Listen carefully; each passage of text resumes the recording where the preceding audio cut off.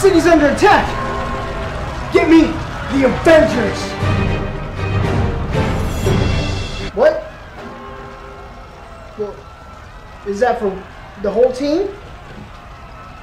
That's just one? Well, we can't afford that. What about Hot Guy? How much is he? Oh my God. Well, that's not in our budget either. Well, here's what I can afford. I can do like $100. What can that get me? We have arrived, for we are the Revengers! C-Team! I am Captain Puerto Rico!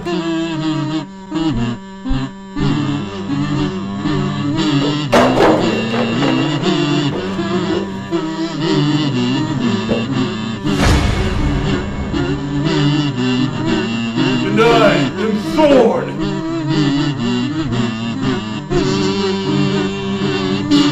My armor is falling off.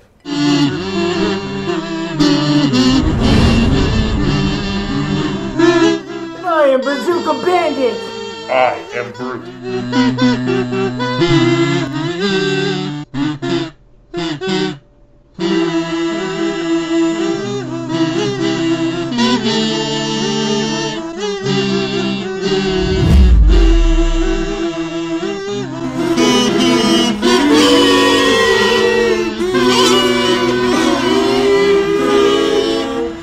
Now, which one of you is the birthday boy?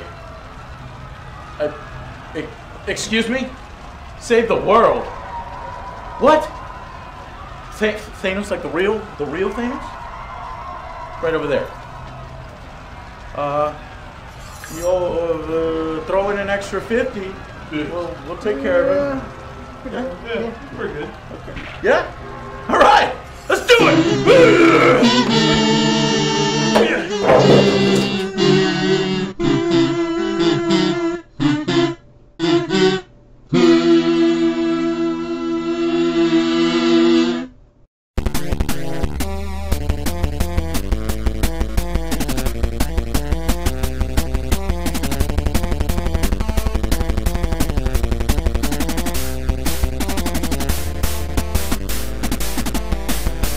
That's right, we're back!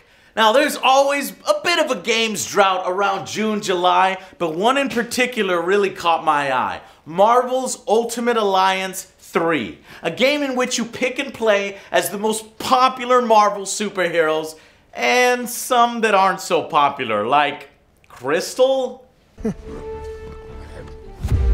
Who the fuck is Crystal? I thought that was Jean Get the Grey. fuck out of here, Crystal. Yeah, oh, Rufus. Rufus. Teleporting dog. And Elsa?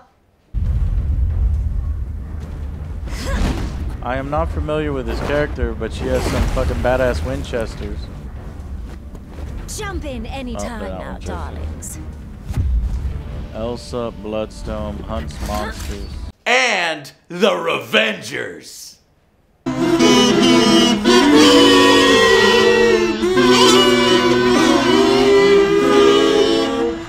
Unfortunately, much to my surprise, it's a Nintendo Switch exclusive. I hate it when games go from multi-platform to a single system.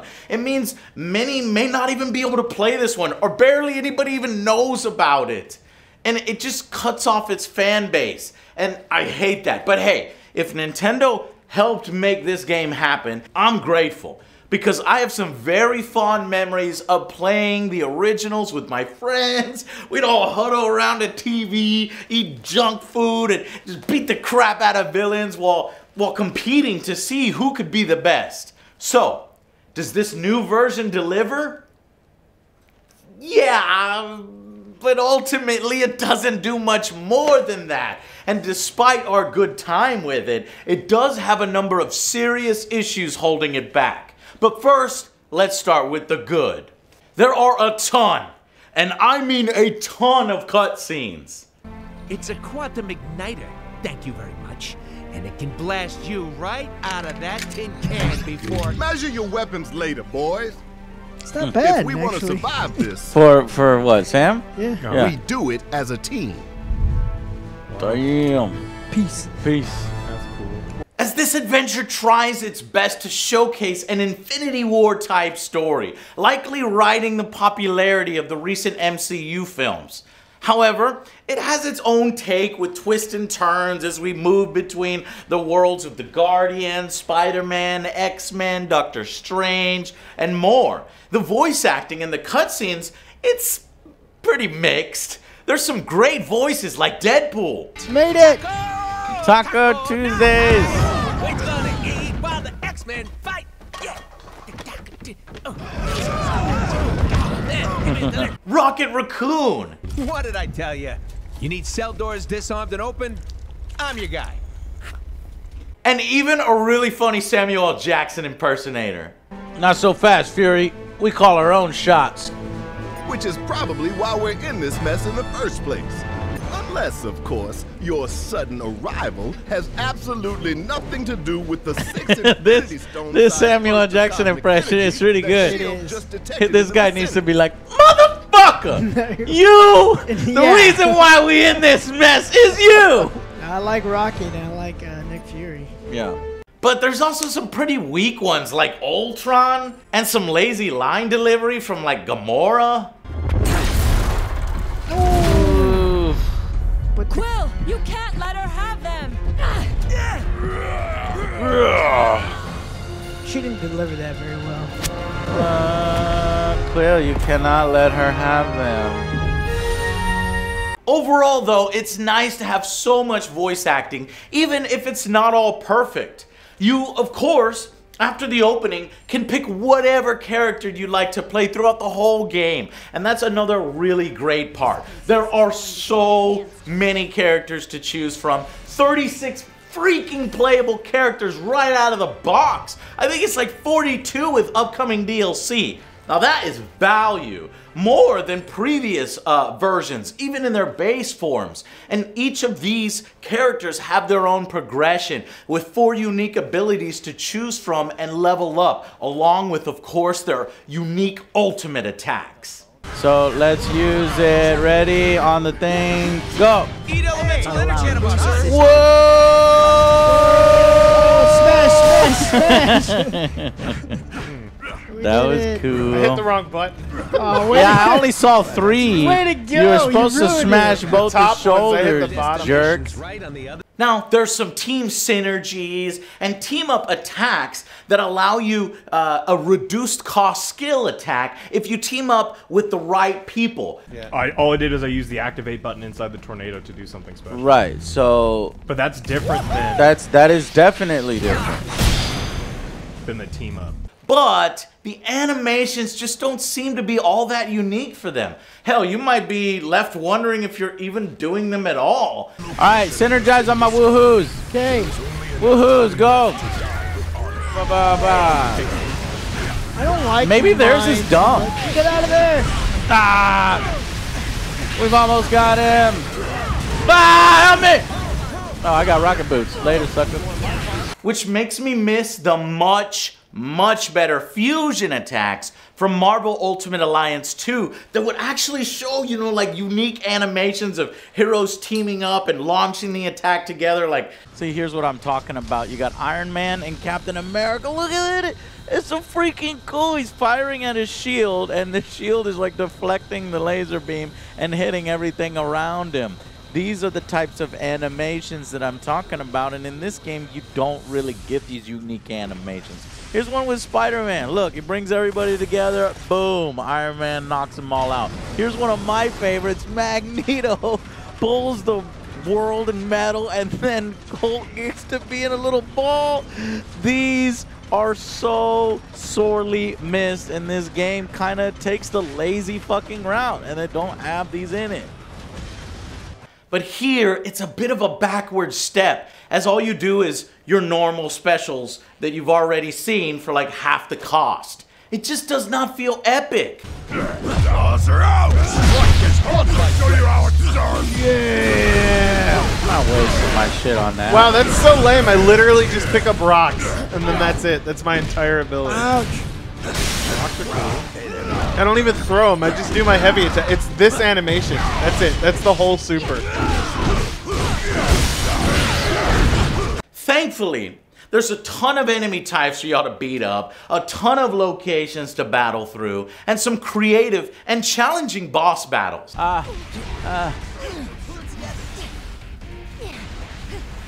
Joe, get out of that. Oh, come on! He tied me then. Joe! He tied me up and then used the flame. You will not tie me. Alex is the closest one. Go. Fuck you, Doctor. Is this a fucking wall? What is with this difficulty spike here, huh? Do we need to... Hold on. Maybe it's our team. Which, by the way, before I played, I was actually worried about the difficulty, thinking it looked too easy, especially with only 2 difficulty levels at the start, Friendly and Mighty. But on Mighty, I'm happy to report it's fine. Oh, fuck! Oh, fuck! Alright, because Groot is an idiot, I got stuck. What did I do? You're the only one that ran right. I shall revive you. Let me move. How do we... Okay. Fighting for just a minute. Okay, there's a little bit of difficulty now. I'm glad to see this. We had some really, really tough bosses towards the end that we had to replay like 10 times. Doctor Strange was one, and of course, Thanos at the end, just being serious assholes. Alright, we're gonna get some training in.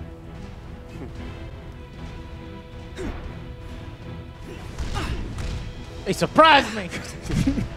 Bitch! I'm gonna get some training in. Surprise, motherfucker! Bam! Way to go. Now, all this stuff combines to make it seem like they actually did give a shit here. There's, you know, it's a pretty good first attempt from Ninja Theory, if a bit uninspired and a bit too safe from them. Surprisingly, though, there's no microtransactions or loot box, even though there's some weird currencies in the game, which I'll just get to later, but it seems fit for, you know, microtransactions to be put in there, but thankfully it's not there. Otherwise, I'd be rating this thing way lower. Oh, look, we could just use an XP cube. Look. You can literally just use those stupid consumables. For what? To level up your character. Yeah, we have 8. It's shared between characters. So someone could be an asshole and just be like, bro. Don't you do it, Alex. Oh, you take me to level 12? You can go to level 12, Alex. There is a season pass, however, but it's actually reasonably priced. I think you get like 12 new characters and a bunch of new levels and stuff for 20 bucks later this year and into 2020. I'm actually down to get that one. But however, things are not all gumballs and rainbows, okay? There's some major issues that tend to f up the experience. Let's talk about them. First, the fucking camera. This appears to be... Stuck. Guys. Well, I can't see. I am Groot. It is a huge issue to like 30-40% of the game, roughly. You're like fighting it, especially if you're playing with 3 of your friends in couch co-op mode. There's a lot of battling each other for control of which direction you're gonna take and fucking screen, and you get trapped. This way. Huh? No. Okay, yep. Let's follow Thor. He knows where to go. I miss Crystal. She was really Great job, the glue of our Fix Can the we camera. follow the team leader now? All You right, want to go back to Spider-Man? that is correct. I mean, there's a flashing symbol on the map. Thor, there's a wall. This issue is taken care of in online multiplayer. And yes, I bought the Nintendo service for the first time ever to test it out. And thankfully, in that mode, you can go much further from each other. You have your own cameras online if it's just a single person per console. But it's a local issue, and it's still annoying as hell. But you know what? I appreciate that Nintendo seems to be the only one that truly cares about couch co-op on a single local machine. So kudos there, even though it does need some help in the camera area. Why is it focusing on OJ? Get out of here, Wolverine. Hey there. Nope. Got Marvel Oh back. no, she's dead. I got her. She sucks so bad. I can't see what's killing me. But Nobody I'm just gonna can. throw a hammer Ouch. into the void. Next is the choice of graphics. What they went with here elicited so many comments of, is this a mobile game? And Adam Schmidt Is this game good so far? This is all I've seen. It looks like a mobile game future fight. If this looks like mobile future, it's the graphics that throws the graphics. It off. looks like Contest of Champions too. Yeah, let me write that down. There's so many mobile comments, but when you actually play it, it's more substantial than a mobile game. Yeah, I don't know why they decided to switch it. It's just Ninja went with the cartoony look that mimics the comics, but no doubt to help the Switch's performance and to reduce workload. But even with this, the frame rate will still dip when a ton of things are happening on the screen at once while the Switch is docked. But for me, graphics weren't an issue. I actually kind of liked them once you get used to it, though I would have preferred a more detailed look for sure. But it's gameplay over graphics every time, and thankfully the game does that solid. The music though, I gotta point this out, it is below average to average at best. Not memorable. The single player experience is much worse as your allies' AI is not very good. A game like this is meant to be played with a full complement of friends, for sure.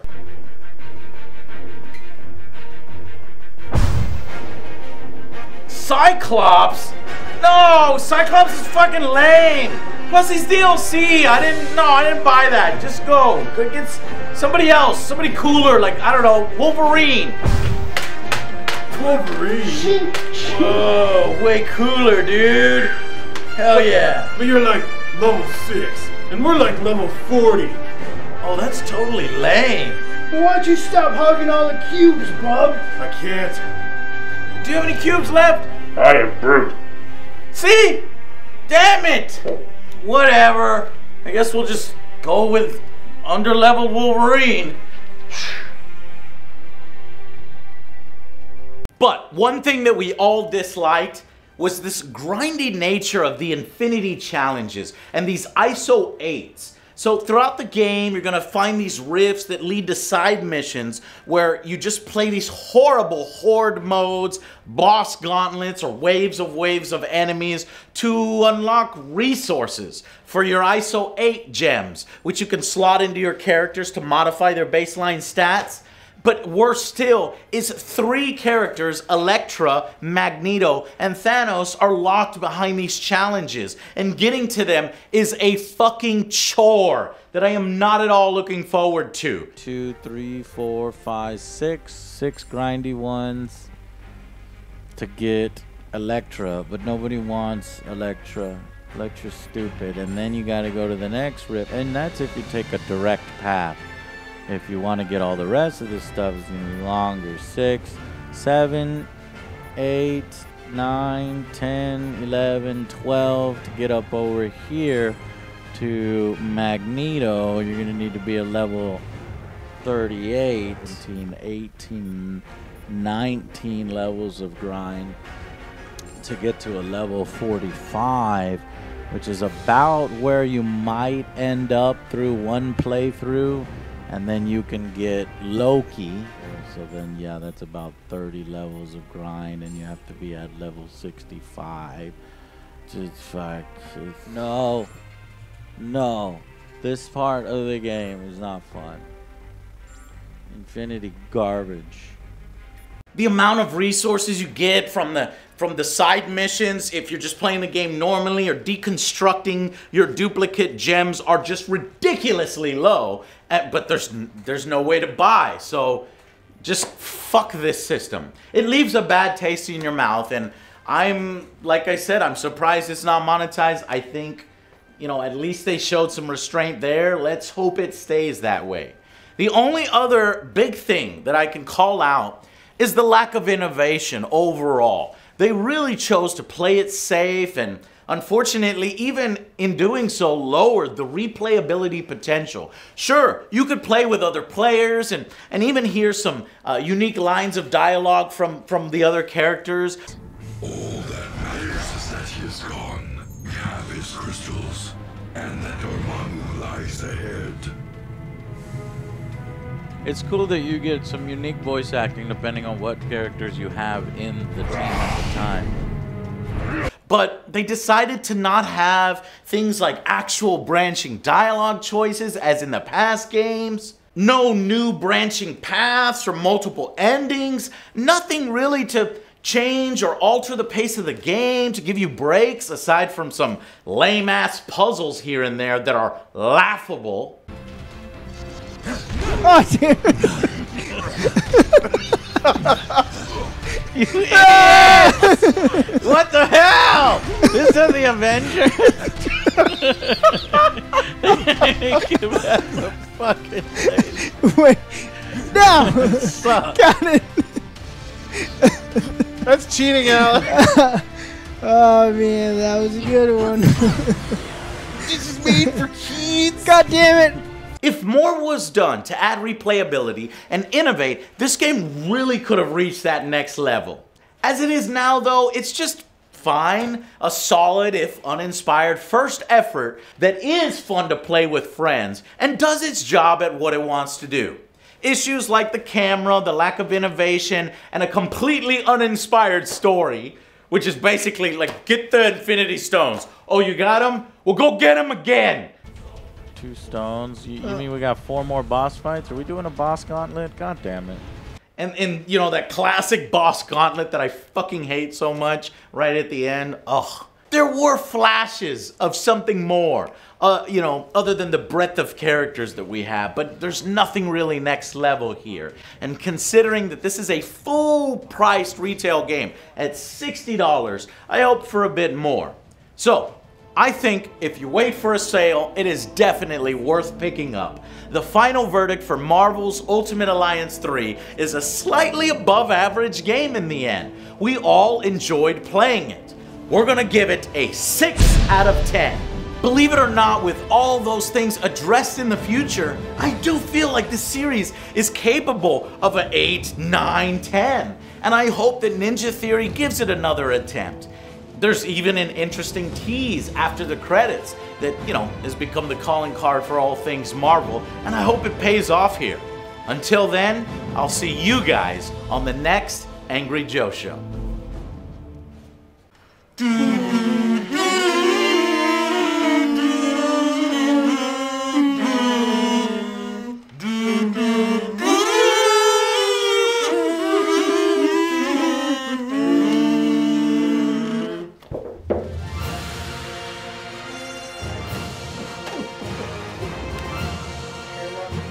Go.